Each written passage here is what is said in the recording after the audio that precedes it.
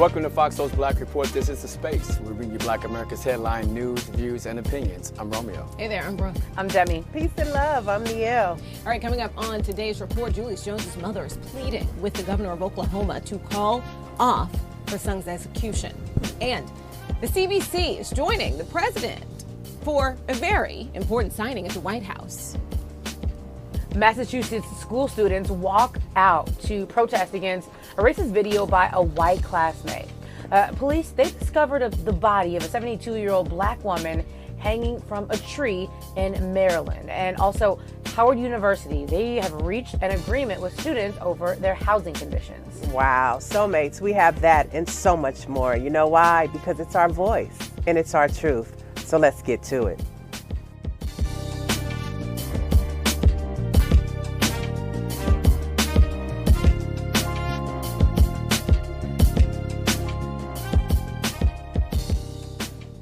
Soulmates, good evening. Thank you for joining us. We begin this evening in Oklahoma, where friends and family of Julius Jones are still fighting to save him from execution. His mother says she waited hours, hoping for a meeting with Governor Kevin Stitt at the state capitol yesterday, but was denied that opportunity. She did, however, pass along a note to the governor. She wanted a face-to-face. Julius Jones' best friend, Jimmy Lawson, says, quote, "It was pretty much a personal letter by Mama Jones saying, we've been through the process. Your board has spoken. Please concede with the recommendation." Black Lives Matter OKC's T. Sherry Dickerson says so many people are devastated at the lack of acknowledgement and the governor not issuing a decision. Jones's execution is scheduled for lethal injection at 4 p.m. this Thursday. So we're talking, less than 2 days from now. Governor Stitt is also facing some international pressure to halt this execution. So the ambassador of the European Union to the U.S., he's held this position since 2019. He actually wrote a letter to the governor. I want to read part of it.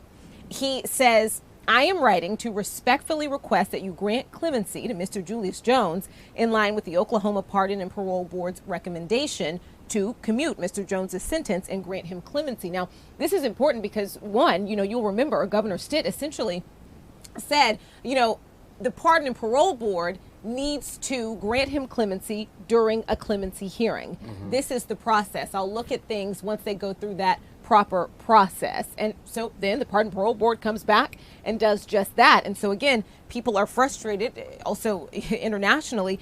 And what's also maybe not surprising to many people who are familiar with this process, familiar with the European Union and the member states of the European Union, they are all against the death penalty, calling it a human rights violation. And so that's why there's at least this sort of international pressure to overturn this sentence. Yeah. Every time we have a situation like this, it always blows me away how much we have to beg and plead to keep a black man from being executed. This story, every time we talk about it, it has completely broken my heart. And Brooke, to know that we are literally 2 days away, like you said, is just, oh my goodness, it just really, really hurts to know that. So what I think that this is really about is about money. I think that, because I know that he's getting the messages. I know that he's getting, because I've given you guys the website multiple times where you can directly tweet him, you can send him a letter, where you can call and you can let your voice be heard. So I know that he's getting that, because I'm seeing it on Twitter. So I know his DMs and ats on Twitter are getting crammed with messages. So I was wondering, why wouldn't he want to save this black life? And what I feel like deeply in my heart, that it comes down to money. Death row inmates cost more money than a regular general population inmate. I'll use California for an example. California spends $135,000 a year on inmates on death row versus only $51,000 on general population. And so my thing is, I think that they're like, hey, this is another way to cut down on money. If we just, get them out of there, we'll have less people to spend money on. That's what I feel like deeply in my heart, because also you think about when a cop kills a black man, what do? They just shell out money. It's all about money at the end of the day, because I don't understand why he could not see deep down in his heart why we should keep this black man alive. Yeah, I'm sorry, go ahead, Neil. No, you go ahead, Romeo. When you think about it, the family, the time they're putting in the fight, right, and now knowing it's just less than 48 hours where this fight could be lost, I mean, you can't put a price on that. So we will hope this man has enough pride, enough dignity to say, you know what, let me take a look at this. I know it's getting down to that final day, that final hour, but there's doubt And when there's doubt and there's a life at stake like this, you have to look into it. You have to take time out of your day. I understand there's only 24 hours in the day, but you have to take out time and acknowledge this. The world is watching, and what is this going to say about other situations similar to this moving forward? Yeah, Pastor Michael McBride, who was on the show a week and a half ago, about a week ago, with Julius's sister, he just texted me right now, and he's actually at the Capitol in Oklahoma right now. And his response was, we're waiting for an announcement. So they're still on the steps in Oklahoma waiting for the governor to say something. I mean, just a yes or no. But I just feel very sad for the family because they've been like in a ping pong game. You know, you have a parole board that says, hey, we think that you should stay this and give him life in prison instead of executing him. You had that happen twice. And think about the hope that gave the family. And then you have this governor that is just dead silence. And he is the decision maker, the fact maker, the choice maker in this situation. And he is just silent. And there's on the steps of the Capitol right now waiting for him to say something. So of course our prayers go out to the family, to the city of Oklahoma, and most importantly just to the mindset of Julius Jones, because I can't even imagine what he's thinking right now and what he's feeling, how you have so much hope and it just keeps getting snatched away from you. You know, and before we move on, I do want to go back to just a bit of that decision from the Pardon and Parole Board, because we've spent a lot of time talking about the decision, the outcome of the decision, right, and what we're waiting on. But I do just want to break down, because I thought it was important, especially since the ambassador actually highlighted just some specific parts of it, and I'll just break those down. These are concerns, expressed by board members, a board that Governor Stitt put in place for this exact reason. And so they pointed to Julius Jones's lack of understanding of the consequences of his action at age 19. That's part of it. They're saying fundamental questions about evidence, which again, that kind of goes maybe like this with even the first statement, but they're saying there are issues all around. The last one, the disparity between his and Christopher Jordan's sentences. And you'll remember Christopher Jordan was also involved in these accusations. Christopher Jordan did not get the death penalty. And so for all of those reasons, on top of that, the fact that many scientists, I haven't seen one that doesn't say that a person's brain isn't fully functional, isn't fully formed until they're 26 years old. And so that's kind of just breaking down, just wanted to go to that first point made there. Yeah. It's really interesting. And again, we're down to the wire. Yeah, we are. We'll definitely keep his family in our prayers. Now, the Congressional Black Caucus chairwoman, Joyce Beatty, and members of the Congressional Black Caucus joined President Joe Biden for the signing ceremony of the Infrastructure Investment and Jobs Act at the White House on yesterday. Now, Congressional Black Caucus Chair Beatty stated, Nelson Mandela once said, "It always seems impossible until it's done." And that is exactly why today is such a special occasion. Today is a culmination of more than 50 years of leadership exhibited by the Congressional Black Caucus. And I am proud to join President Biden, Vice President Harris, and the administration today for the signing of this historical bipartisan infrastructure bill. I mean, that sounds great. So many people were there. The president of the Urban League. I saw Keisha Lance Bottoms, the mayor of Atlanta. So many people were on the White House lawn celebrating. It was a not too common bipartisan situation going on there. So that was good to see. But at the end of the day, Biden now has the task of going to sell this infrastructure bill across the country. And what he's up against and what the White House administration the Biden administration has to be concerned with is how inflation is taking over the headlines. And while, he can tote this infrastructure bill, but with the rate that gas prices are going up, groceries are going up, so many things in our nation, prices are rising, things are stuck at the ports, which infrastructure is supposed to help, it's going to hurt if they don't get their talking points together and get on the mic, go across the country, and really let the American people know how this infrastructure bill is going to impact their daily lives. This has been touted, the largest infrastructure bill in history. Also, it is a incredibly, even at that point, scaled back version of the $20 billion, not $20 billion. It is a massively scaled back version of what it started with the beginning of the process. Right. Sorry, I caught up with my words there. But The whole point that I want to make here is that specifically to Black Americans, what is this about? How does this affect Black Americans? Where is this money going? And I do want to point out that I think it's interesting that a big part of this bill and a big part of the plan, a big part of why it got so much attention is that the president kind of made it clear that he is hoping to dismantle racist infrastructure. And we talk on this show a lot about the history of this country, and how that affects the present of this country, and specifically Black Americans, and climate justice, environmental justice. Like, those are issues where you live, where you grew up. It matters. Right. And to your point, Brooke, a lot of people are concerned. What they say is what happens in urban communities is that's where they build highways. That's where houses and communities are torn down. There are a lot of metro rails going up just right here in Los Angeles. And, they're concerned that it's going to take over urban communities because they're not building them in white communities. So that's a big issue. But to your point, they have to sell this plan to let the American people know how it is going to positively impact them, or the inflation conversation that's happening right now is going to take over, and it's going to be a problem for the Biden administration. Yeah, definitely will be. Like I said, it was refreshing to see that on the White House lawn, to see that happen. But at the end of the day, he's got to sell it, and he has to let people know how they can benefit from it. So important. All right, Democratic Minnesota Attorney General Keith Ellison, who led the prosecution team that won the conviction of ex-officer Derek Chauvin in the death of George Floyd, announced Monday he will seek a second term. The announcement via Zoom featured some of Ellison's endorsers, including Minnesota U.S. Senator Amy Klobuchar, a former prosecutor who touted Ellison's handling of the Chauvin trial, calling it an act of courage and citing the international attention the proceedings received. Now, if you think about this is a great move, and people say he didn't make this about him, this trial about him. He knew what he was there for. He was there to show, hey, this man, what this officer did was guilty, it was wrong. So I applaud that, and I think, him getting the people to stand behind him to want him to do it again, this should be a no-brainer that it definitely should happen and repeat.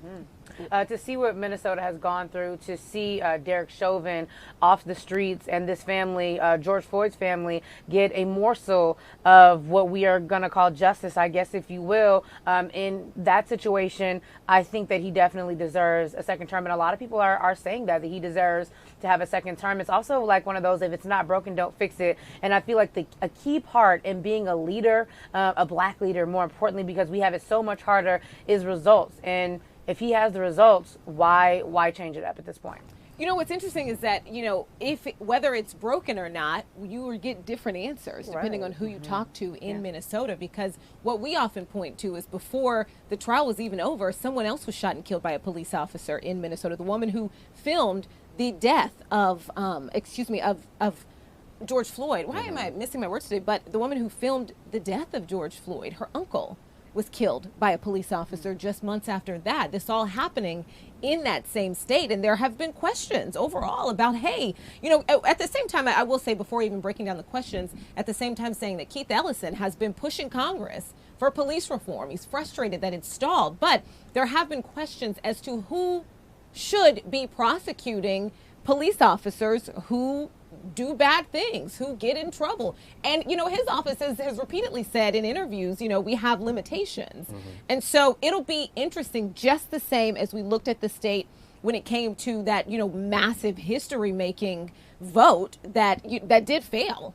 It'll be interesting to see what the voters want. I'm just glad that he left Congress. Keith Ellison is a former member of Congress, former member of the Congressional Black Caucus, and he left Congress to go back to his state to make more of an impact. And I think that was the best decision that he made, because they say all politics start local. And what he's done for that state, just think about it. If he would have been on Capitol Hill, he wouldn't have got the George Floyd for Justice Policing Act passed, and he would have been up there with all of the back and forth. But he is literally in his state making an impact, making a change, and bringing justice for people of color. So good luck to him on his next run. Democrat, Jumaine Williams, New York City's elected public advocate, is running for New York governor, making the self-described activist perhaps the most progressive candidate in next year's increasingly crowded race that's already featuring two formidable and potentially history-making candidates. Williams, a 45-year-old former New York City councilman who serves as a public ombudsman in his role as the city's public advocate, he shared his plans with the Associated Press before formally rolling out his campaign announcement today. He faces Governor Kathy Hochul, a Democrat who took office after former Governor Andrew Cuomo stepped down over allegations he sexually harassed 11 women. And Democratic Attorney General Letitia James, which we talk about a lot on the show, whose investigation of the allegations prompted Cuomo's resignation. So I think that New York City is definitely booming right now with black leaders. We have Eric Adams. I think after Eric Adams' win, there are going to be actually a lot more people, even a lot more black people that are going to be like, wow, if he can do it, so can I. And that's what we want. You have I mentioned Letitia James, but we also have Eric Adams, Alvin Bragg, Damian Williams. I mean, it's a lot of black leaders in New York. So there was just a little bit of controversy surrounding around Jumaine just because he was able to get awarded $1 million in taxpayer dollars for his reelection campaign recently. And so a lot of people were wondering, like, it's a lot of money. I thought, $1 million is a lot of taxpayer money. But other than that, I don't see anything negative at all around him. He had a Stay Woke pin on. So he's for the people. And, let's see how this goes. And if you think about the state of New York, between the pandemic and, of course, the scandal, like, how do they move past that? And that's what he's about. He's about, we have to move forward, bring each other together, and get through this situation together. So I applaud him for that. So we'll see what happens. We just finished, right, the mayoral race in the city of New York, and now we're talking about the state again, and now we're talking about what is going to be a widely publicized race again. It is interesting because the residents of New York City, of New York State, are not as progressive when it comes to voting as the narrative is nationally, right? People always point to New York, well, in New York City, but then you look at who gets elected and who the voters choose and what they want. And so looking at this layout just so far, I'm interested to see who takes this win. Yeah, I think it's going to be, in the words of Demi, spicy. I think this is going to be a spicy situation. I think that he is going to bring a non-traditional vibe that the other two candidates will bring. And I think that it will be interesting to see how things unfold with this gentleman right here, because he's not going to be your traditional candidate. All right, let's move on to our next story here from former foster child to reportedly the first black resident elected to the Portsmouth, New Hampshire City Council. Joanna Kelly is making history. The AP reports 33-year-old Kelly is a small business owner and Black Lives Matter organizer and will now also become the city's first black assistant mayor. So here's how this works. The city is governed by 9 city councilors and a mayor. The position of mayor and assistant mayor go to the top 2 vote getters. Kelly placed second in the election count amongst the other winners, which puts her in the assistant mayor position too. So Kelly, we said small business owner. She owns a coffee shop in Portsmouth. She told the Portsmouth Herald she grew up in part in the state's foster care system, saying, I was a ward of the state that had nobody that wanted to claim me at one point in my life. And now, to me, I have a whole city that is proud that I am a part of it. And it just gives me chills. Even, I read this story already. Yeah. I'm familiar with this story, and just kind of saying it again every time you hear it, you think about the fact that, our foster care system, just nationally, there's so many issues, right? There's so many children who that aren't safe, right? I think that so many people in charge are doing their best. They're overworked, they're trying, but there are so many kids who don't get the parenting that they deserve, right? Who don't get the love that they deserve, who have moments where they don't feel wanted. They don't feel like children should feel supported and nurtured. Yeah. And to think that, she's open about having, that feeling at one point, and now feeling her whole city behind her, a city, by the way, that is not, for this history-making situation here, a city that is not at all highly black populated whatsoever. It's like 9%, exactly. And 90% white, yes. Yeah, I'm happy for her. This is nice to see, just from a personal perspective, of how this much must feel so different. And for her to share that story, to be, like you said, to be so open is everything. That's when people can connect with you, can relate to you, because a lot of people that live in that state or city may have gone through the same thing. So that builds a trust, and that's what you want to. That's what you want to do. Yes, I mean, super shocking, guys. 2.5% black is I mean, it is so incredibly shocking. But also what I just wanted to point out really quick here is that we have so many of our Black leaders that are having the opportunity to have seats at tables that they have always been deserving of. Brooke, you said being deserving. Black people, we've always deserved these seats at the table. We've always been eligible for them. We've always fit the description. But for now, all of a sudden, I love to see it. We are finally getting our just due. And like I said, 2.5% Black means that it wasn't just Black people that voted for her. It wasn't just Black people that wanted her. Everyone is starting to see, hey, let's take race out for a second. Let's give it to the person who deserves to be there. So very happy about her. Yeah, I find that a lot of people run for office for power, for prestige, and then there are those who run from experience, and they want to be the change that they didn't get to experience. And I think those make the best lawmakers and elected officials, because they can see and understand what their constituents go through, and they don't want to see them go through that. So I think she's a prime example of what's happening in this country, that you have these young people, you have these people that are invested in their communities, they're tired of what they've been through and what they see their communities going through, and they're saying, hey, I want to be the change. I don't just want to vote for somebody to be that change. I want to do it because I think that I could be a good leader. I applaud her, and I applaud all the young people that are running. I want to give a shout out to David Bowen, who just announced today, a friend of ours here at the FOXSOUL Black Report, that he's running for lieutenant governor in the state of Wisconsin. So it's just so good to see so many Black, young, gifted, and Black that are running for office to make the change that we talk about every day here on the Black Report. And it's good news coming out of New Orleans. LaToya Cottrell, whose first term as New Orleans mayor has largely been defined by the city's response to the coronavirus pandemic, and she has been reelected for another term in office. Now, Cottrell has been a controversial public figure throughout the pandemic, as New Orleans has often enforced stricter COVID restrictions than the rest of Louisiana, including a citywide vaccine mandate, which is important. We know New Orleans, the Big Easy, the boot, if you want to call it, it has a lot of activities going on. You have Mardi Gras, and you have the Bayou Classic, which is between HBCU schools. Grambling State University, Southern University draws tens of thousands of people.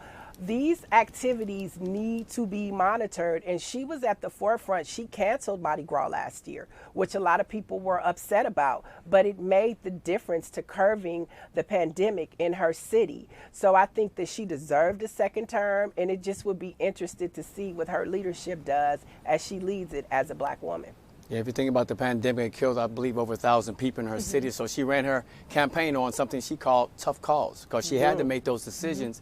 And sometimes, you know, it can really make things look bad for you or go bad for you. But in this particular case, she came on the other side with the win and with the shine, because she said, I did it not just for me, but for you and your family as well. Isn't that interesting that she's described as controversial? So New Orleans is a majority Black city, a majority Black populated city. It was a even more massively populated city before Katrina, of course. But now, you know, she had the decision. She had to make one of those tough choices to choose, like Neil said, to cancel Mardi Gras. That's a big deal. It's a big moneymaker. It is the most massive moneymaker in that city, probably in the state, right? And she canceled it in an effort to save Black lives, in an effort to save lives, in an effort to save her city.